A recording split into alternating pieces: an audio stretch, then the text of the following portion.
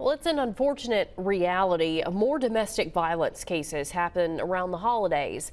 On this Christmas Eve, Noah Noble sat down with the Gulf Coast Center for Nonviolence as they deal with overcrowded shelters. He joins us now in the studio. Noah, this past month, we've seen several domestic violence cases actually turn deadly. Yeah, in the past 30 days, 4 people in South Mississippi died in what authorities call domestic violence-related crimes. And as you said, Jennifer, it really is an unfortunate reality that during this time meant for cherishing families, these heart-wrenching crimes are being committed. I asked Stacey Riley, the CEO of the Gulf Coast Center for Nonviolence, about that. Stacey, what is it about the holidays, specifically around Christmas, that we see an increase in domestic violence cases?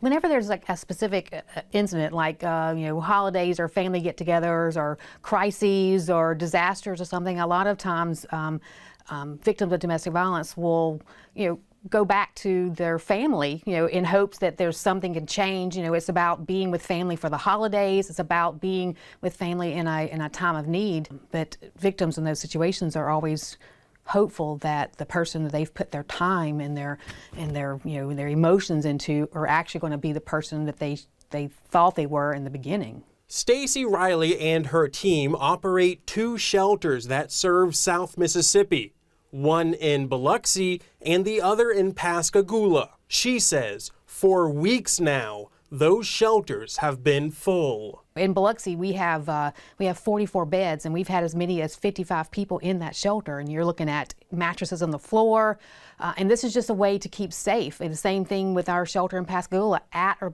beyond capacity, because people have a legitimate fear of losing their lives. Now, it's one thing to have a shelter available, but I'm sure it's another thing to get people to actually use that shelter. Right. It's a difficult decision to make, because again, if I have my own home somewhere and I have resources, I have a place for my kids, having to uproot myself and go into a shelter is scary. And it's like, why should I have to be the one that uproots my entire life? Because we don't want to live in fear. In 2023, 647 adults and children were served in those shelters. This year, they're on track to surpass that, with 609 served through November, and a total of 1,850 served in all of their programs. The numbers from 2024 are up slightly.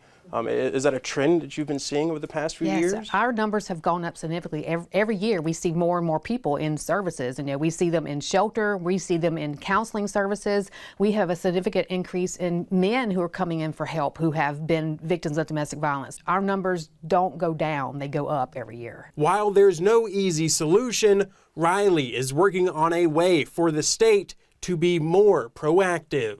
And one thing that we have to stop doing is we have to stop looking at the victims and why does she or he keep going back. Let's say, why do we as a system allow domestic violence to keep happening? Is there something that we can do? Is there something the system can do in society to do to change social norms? Because we should not be asking why victims stay. We should be asking, why are we allowing these things to happen? What can we do as a system?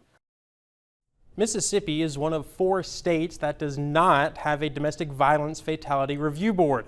Stacey Riley is working with legislatures to change that. Tonight at 10, a look at how that system could work. Jennifer.